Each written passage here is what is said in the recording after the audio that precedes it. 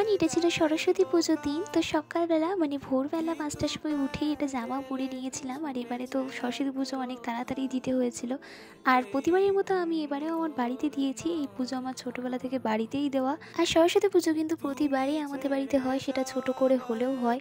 তারপর কিন্তু আমি সেজেগুজে চলে গিয়েছিলাম আমাদের টিউশন সেন্টারে পুজো দেখতে। ওখানে গিয়েও বসে পড়েছিলাম পুজো দেখতে।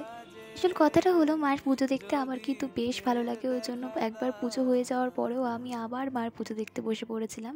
দেন পুজো হয়ে যাওয়ার পরে আমরা ফ্রেন্ডরা সবাই বাইরে চলে এসেছিলাম, কারণ আমরা যাব ঘুরতে। আর আমরা খুঁজে পাচ্ছিলাম না গাড়ি।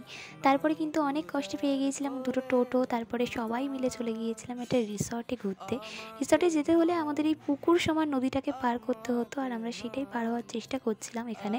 আর অনেক হাসাহাসিও হচ্ছিল, কেউ বলছিল পার হবই না, এত বড় পুকুর।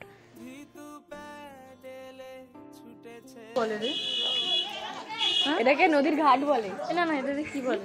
দেন কিন্তু আমরা নদী পার হয়ে সবাই হাঁটছিলাম, একটু হাঁটলেই ছিল সেই রিসর্টটা, যেটা কিন্তু আমাদের বাড়ির অনেকটা কাছেই। দেন কিন্তু আমরা হাঁটতে হাঁটতে রিসর্টে চলেও এলাম। আর এই রিসর্টটা কিন্তু নতুন খুলেছে, তোমরা চাইলেও ভিজিট করতে পারো। তারপর কিন্তু আমরা খানিক্ষণ ঘোরাঘুরির পর চলে এসেছিলাম আবার নদী পার হয়ে। তারপরে এদিকে চলে আসার পরে সবাই যে যার মতো বাড়ি চলে গিয়েছিল। আর বাড়ি যাওয়ার সময় আমার বান্ধবীর অবস্থা দেখো।